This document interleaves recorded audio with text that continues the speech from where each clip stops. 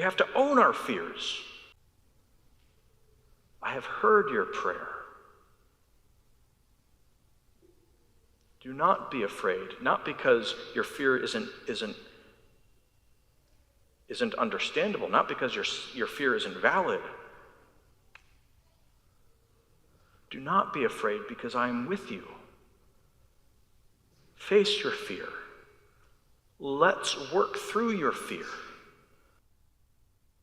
God meets us, recognizes our fear, legitimates our fear, says, yes, you are afraid, and I am with you.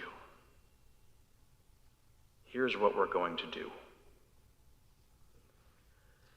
And then we get to be the ones who are brave and take that step into our fear.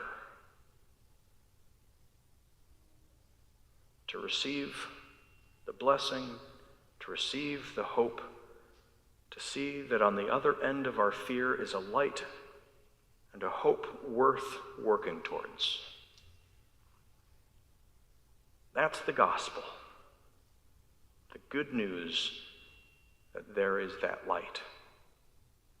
And so let us journey together. Let us carry our lanterns, let us carry that light so that others too might see the hope and the light worth fighting through our fears to get to.